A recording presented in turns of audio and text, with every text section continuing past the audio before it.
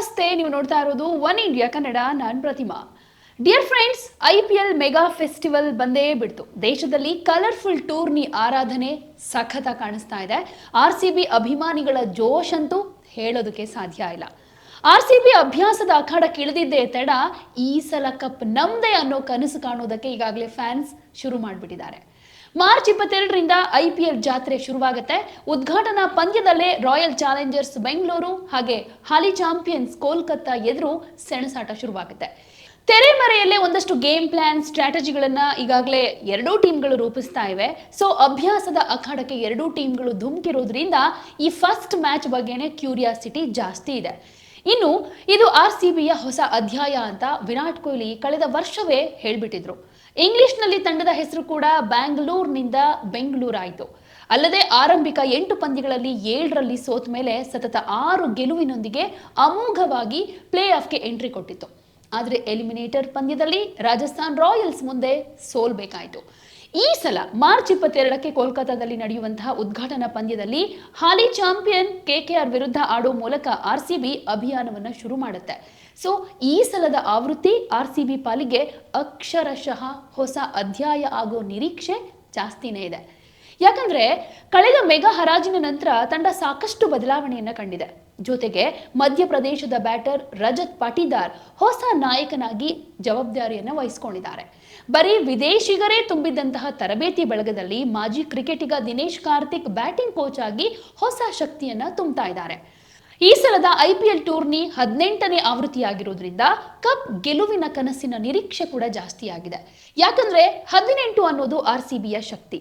ಅಂದ್ರೆ star batter Virat Kohli ಅವರ Jersey number 18. ಇದು ಕೊಹ್ಲಿ ಅವರ ಸತತ 18 ವರ್ಷಗಳ IPL ಟ್ರೋಫಿಯ ಕಾಯುವಿಕೆಯನ್ನ ಇಲ್ಲಿಗೆ ಕೊನೆ ಹಾಡುತ್ತಾ ಅನ್ನುವಂಥ ನಿರೀಕ್ಷೆ ಇದೆ.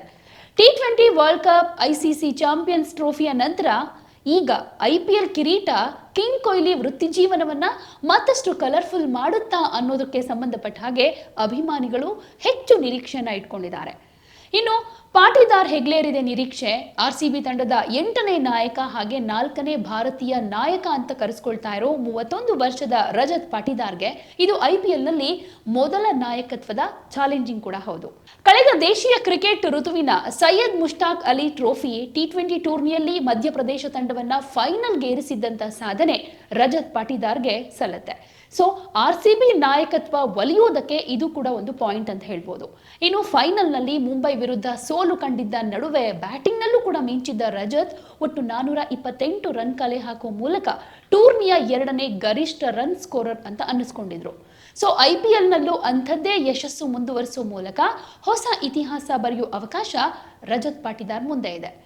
ಇನ್ನು ತಂಡದಲ್ಲಿ ಹೆಚ್ಚು ಅನುಭವಿ ನಾಯಕ ಇರೋದು ಕೂಡ ಪ್ಲಸ್ ಪಾಯಿಂಟ್. ಅವರಿಂದ ಕಲಿಯೋದಕ್ಕೆ ತುಂಬಾನೇ ಅವಕಾಶಗಳಿರುತ್ತೆ. ಹಾಗೆ ನನ್ನ ನಾಯಕತ್ವಕ್ಕೂ ಅದು ಸಹಾಯವಾಗುತ್ತೆ. ಕಳೆದ 3-4 ವರ್ಷಗಳಿಂದ ನನ್ನ ಬೆಂಬಲಿಸಿದ್ದೀರಾ, ಸೊ ಇದೇ ನನಗೆ ಸ್ಫೂರ್ತಿಯಾಗಿದೆ. ಜೊತೆಯಾಗಿ ಬನ್ನಿ, ಈ ವರ್ಷ ಏನಾದರೂ ಸ್ಪೆಷಲ್ ಮಾಡೋಣ ಅಂತ ರಜತ್ ಪಾಟಿದಾರ್ ಅವರೇ ಹೇಳ್ಕೊಂಡು ಹಿರಿಯರ ವಿಶ್ವಾಸವನ್ನ ಗಳಿಸೋ ಪ್ರಯತ್ನ ಮಾಡ್ತಿದ್ದಾರೆ. ಇನ್ನು ಸೀಸನ್ 18ರ IPL ಹೊಸ ಶಕೆ ಶುರು ಮಾಡ್ತಾ ಇರೋ RCB ಹೊಸ ಕ್ಯಾಪ್ಟನ್ ಒಂದಿಗೆ ಕಣಕ್ಕಿಳಿತಾ ಇದೆ. ಅನುಭವಿ ಯುವ ಉತ್ಸಾಹಿ ಪಡೆಯನ್ನೇ ಇಟ್ಕೊಂಡಿರುವಂತ ರಜತ್ ಪಾಟಿದಾರ್ ನಾಯಕತ್ವದ ರೆಡ್ ಆರ್ಮಿ ಹೊಸ ಹುಮ್ಮಸ್ಸಿನಲ್ಲಿದೆ. 17 ವರ್ಷಗಳಿಂದ ಕಪ್ ಗೆಲ್ಲದ ಕೊರಗಿಗೆ ಯಂಗ್ ಕ್ಯಾಪ್ಟನ್ ರಜತ್ ಬ್ರೇಕ್ ಹಾಕೋ ಲೆಕ್ಕಾಚಾರದಲ್ಲಿದ್ದಾರೆ. ಸೊ ಈ ನಿಟ್ಟಿನಲ್ಲಿ ಅಭಿಮಾನಿಗಳಿಗೆ ಒಂದಷ್ಟು ಮಾತನ್ನ ಈ ಮೂಲಕ ಹೇಳಿದ್ದಾರೆ. ಇನ್ನು ಟೀಮ್ನಲ್ಲಿ ಇಬ್ಬರೇ ಕನ್ನಡಿಗರು ಅನ್ನೋದು ಅಭಿಮಾನಿಗಳ ಆಕ್ರೋಶದ ನಡುವೆ ಕೂಡ RCB ತಂಡದಲ್ಲಿ ಇತ್ತೀಚೆಗಿನ ವರ್ಷಗಳಲ್ಲಿ ಕರ್ನಾಟಕದ ಕ್ರಿಕೆಟಿಗರಿಗೆ ಹೆಚ್ಚಿನ ಆದ್ಯತೆ ಸಿಕ್ಕಿಲ್ಲ. ಕಳೆದ ಮೆಗಾ ಹರಾಜಿನಲ್ಲಿ KL ರಾಹುಲ್ ಸಹಿತ ಕರ್ನಾಟಕದ ಕೆಲವು ಪ್ರಮುಖ ಕ್ರಿಕೆಟಿಗರನ್ನ ಸೇರಿಸಿಕೊಳ್ಳುವ ಅವಕಾಶವನ್ನ RCB ಕೈಚೆಲ್ಲಿತ್ತು. ಈ ಸಲ RCB ತಂಡದಲ್ಲಿ ಇಬ್ಬರಷ್ಟೇ ಕನ್ನಡಿಗರಿದ್ದಾರೆ. ಎಡಗೈ ಬ್ಯಾಟರ್ ದೇವದತ್ ಪಡಿಕ್ಕಲ್ ಹಾಗೆ ಆಲ್ರೌಂಡರ್ ಮನೋಜ್ ಪಾಂಡಗೆ.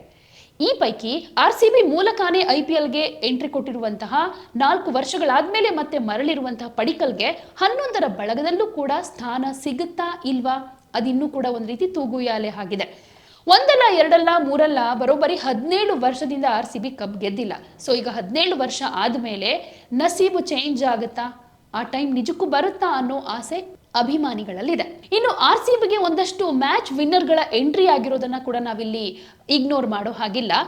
ಯಾಕೆಂದ್ರೆ ಮೊದಲಿಗೆ ನಾವು ಈ ಸಲದ RCB ಟೀಮ್ನ ಸ್ಟ್ರೆಂತ್ ಏನು ಅಂತ ನೋಡೋದಾದ್ರೆ ಬಲಿಷ್ಠ ಬ್ಯಾಟಿಂಗ್ ಹಾಗೆ ಡೇಂಜರಸ್ ಟಾಪ್ ಆರ್ಡರ್ ಇದೆ, power packed middle order big hitters ಇದ್ದಾರೆ, ಇನ್ನು ಗೇಮ್ ಫಿನಿಷರ್ಸ್ ದೈತ್ಯ ಆಲ್ರೌಂಡರ್ಗಳ ಬಲ ಕೂಡ RCB ಟೀಮ್ಗಿದೆ, ಜೊತೆಗೆ ಅನುಭವಿಗಳನ್ನ ಒಳಗೊಂಡಿರುವಂತ ಬೌಲಿಂಗ್ ಅಟ್ಯಾಕ್ ಕೂಡ ಇದೆ. ಪ್ರತಿಭಾವಂತ ಯುವ ಆಟಗಾರರ ಪಡೆ ಈ ಸಲದ ರೆಡ್ ಆರ್ಮಿಯಲ್ಲಿದೆ. ಸ್ಟ್ರಾಂಗ್ ಹಾಗೆಯೇ ಬ್ಯಾಲೆನ್ಸಿಂಗ್ ಟೀಮ್ ಈ ಸಲ RCBಯಲ್ಲಿದೆ ಅಂತ ಅಭಿಮಾನಿಗಳು ಒಂದಷ್ಟು ಸಮಾಧಾನ ಪಡ್ಕೊಂಡಿದ್ದಾರೆ. ಜೊತೆಗೆ ಇಲ್ಲಿ RCB ಅನ್ನೋದು ಕೇವಲ ತಂಡ ಅಲ್ಲ, ಅದೊಂದು ಎಮೋಷನ್, ಅಭಿಮಾನಿಗಳ ಪಾಲಿನ ಉಸಿರು ಅಂತ ಹೇಳ್ಬೋದು.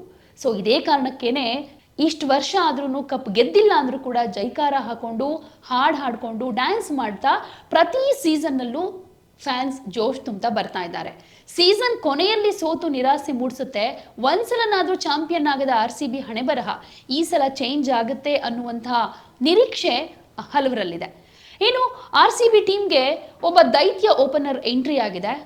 ಅವನೇ ಇಂಗ್ಲೆಂಡ್ನ dangerous opener Phil Salt. Chris Gayle ನಂತರ ಡಿಸ್ಟ್ರಕ್ಟಿವ್ ಓಪನರ್ RCBಗೆ ಸಿಕ್ಕಿರಲಿಲ್ಲ. ಆದ್ರೆ ಈಗ ಈ ಓಪನರ್ ಕ್ರೀಸ್ ಕಚ್ಚಿ ನಿಂತ್ರೆ ಆರ್ಭಟವನ್ನ ತಪ್ಪಿಸೋದಕ್ಕೆ ಯಾರಿಂದನೂ ಕೂಡ ಆಗೋದಿಲ್ಲ. ಹೀಗಾಗಿ ಫಿಲ್ ಸಾಲ್ಟ್ ಎಂಟ್ರಿ ಕೊಟ್ಟಿರೋದು RCB ತಂಡದ ಬ್ಯಾಟಿಂಗ್ಗೆ ಆನೆ ಬಲ ಸಿಕ್ಕ ಹಾಗಾಗಿದೆ. ಇನ್ನು ವಿರಾಟ್ ಕೊಹ್ಲಿ, ರಜತ್ ಪಾಟಿದಾರ್ ಜೊತೆಗೆ ಫಿಲ್ ಸಾಲ್ಟ್ ರನ್ ಸುನಾಮಿ ಎಬ್ಬಿಸೋದು ಗ್ಯಾರಂಟಿ ಅಂತ ಹೇಳ್ಬೋದು. ಕ್ಷಣಾರ್ಧದಲ್ಲಿ ಎದುರಾಳಿಗಳನ್ನ ಮಟಾಶ್ ಮಾಡುವಂತಹ ಸಾಮರ್ಥ್ಯ ಈ ಮಿಸೈಲ್ಗಳಲ್ಲಿದೆ. ಆ ಮಿಸೈಲ್ಗಳ ಹೆಸರೇ ಆಸ್ಟ್ರೇಲಿಯಾದ ಆಲ್ರೌಂಡರ್ ಟಿಮ್ ಡೇವಿಡ್, ಇಂಗ್ಲೆಂಡ್ನ Liam Livingstone. England Aussies allrounder ಜೊತೆಗಿರುವಂತಹ ಮತ್ತೊಬ್ಬ ದೈತ್ಯ ಆಲ್ರೌಂಡರ್ ಅಂದ್ರೆ ರೊಮ್ಯಾರಿಯೋ ಶೆಫರ್ಡ್. ವಿಂಡೀಸ್ನ ದೈತ್ಯನಾಗಿರೋ ರೊಮ್ಯಾರಿಯೋ ಶೆಫರ್ಡ್ ಅದ್ಭುತ ಬೌಲಿಂಗ್ ನ ಜೊತೆಗೆ ಬ್ಯಾಟಿಂಗ್ ಮಾಡುವಂತಹ ಸಾಮರ್ಥ್ಯ ಕೂಡ ಇವರಿಗಿದೆ.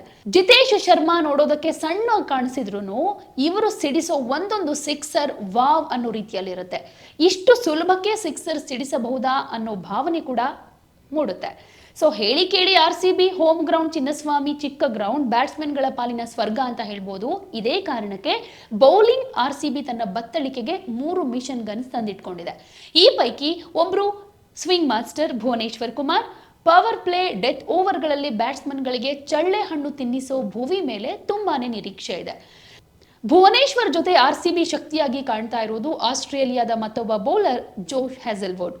ಎಂಥ ಕಂಡೀಷನ್ ಅಲ್ಲಿದ್ರೂ ಕೂಡ ಸ್ಟಾರ್ ಬ್ಯಾಟ್ಸ್ಮನ್ಗಳನ್ನೇ ನಡುಗಿಸಬಲ್ಲ ಈತನ ಜೊತೆಗೆ ಥೇಟ್ ಲಸಿತ್ ಮಾಲಿಂಗಾರಂತೆ ಬೌಲಿಂಗ್ ಮಾಡೋ ಲಂಕಾದ ನುವಾನ್ ತುಷಾರ, ಕರಾರುವಕ್ ಯಾರ್ಕರ್ ಹಾಕೋದ್ರಲ್ಲಿ ಪಂಟರ್, ಈ ಮೂವರ ಕಾಂಬಿನೇಷನ್ ವರ್ಕೌಟ್ ಆಗುತ್ತೆ.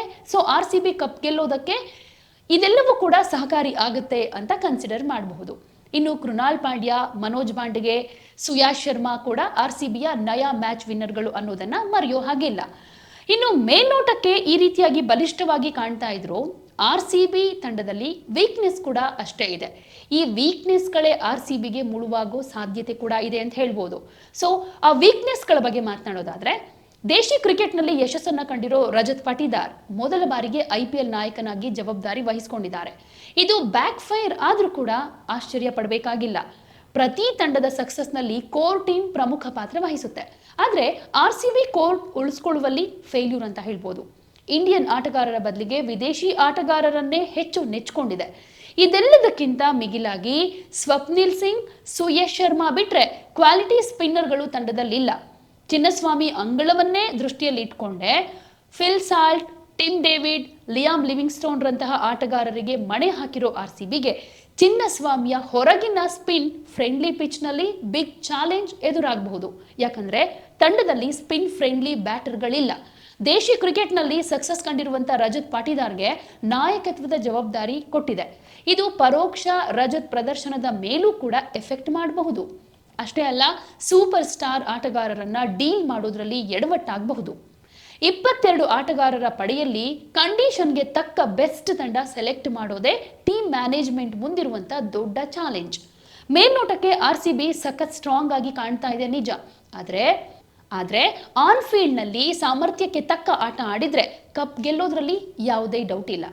ಇನ್ನು ಬಲಿಷ್ಠ ಆಡೋ 11ರ ಬಳಗ ಯಾವ್ದ್ಯಾವುದು ನಮ್ಮ RCB ಟೀಮ್ನಲ್ಲಿ ಅಂತ ಹೇಳೋದಾದ್ರೆ, Virat Kohli, Phil Salt, Rajat Patidar, Liam Livingstone, Jitesh Sharma, Tim David, Jacob Bethell, Krunal Pandya, Bhuvneshwar Kumar, Suyash Sharma, Josh Hazlewood, Nuwan Thushara, Lungi Ngidi, Yash Dayal. ಇನ್ನು ಇಂಪ್ಯಾಕ್ಟ್ ಪ್ಲೇಯರ್ಸ್ ಅಂತ ಬಂದ್ರೆ ದೇವದತ್ ಪಡಿಕಲ್, ಸ್ವಪ್ನಿಲ್ ಸಿಂಗ್, ರಸಿಕ್ ದಾರ್, ಮನೋಜ್ ಬಾಂಡ್ಗೆ. ಇನ್ನು ಮೀಸಲು ಬಳಗದಲ್ಲಿರೋರು ಅಂತಂದ್ರೆ ಸ್ವಸ್ತಿಕ್ ಚಿಕಾರ, ರೊಮಾರಿಯೋ ಶೆರ್, ಅಭಿನಂದನ್ ಸಿಂಗ್ ಹಾಗೆ ಮೋಹಿತ್ ರಾತಿ. ಸೊ ಕೋಲ್ಕತ್ತಾ ವಿರುದ್ಧ RCB 11ರ ಬಳಗದಲ್ಲಿ ಯಾರ್ಯಾರು ಇರ್ತಾರೆ, ಯಾವ ರೀತಿ ಪರ್ಫಾರ್ಮ್ ಮಾಡ್ತಾರೆ. ಸಾಕಷ್ಟು ಸಲ ಮೊದಲ ಮ್ಯಾಚ್ ದೇವರಿಗೆ ಅಂತ ಹೇಳ್ತಾ ಇದ್ರು, ಬಟ್ ಈ ಸಲ ಹಾಗಾಗುತ್ತಾ? ಹಾಗಾಗದೇ ಇರಲಿ. RCB ಗೆಲುವಿನ ಅಭಿಯಾನ ಮೊದಲಿಂದಾನೇ ಶುರುವಾಗಲಿ, ಈ ಸಲ ಕಪ್ ನಮ್ಮದಾಗ್ಲಿ ಅನ್ನೋದೇ ಎಲ್ಲರ ಆಶಯ.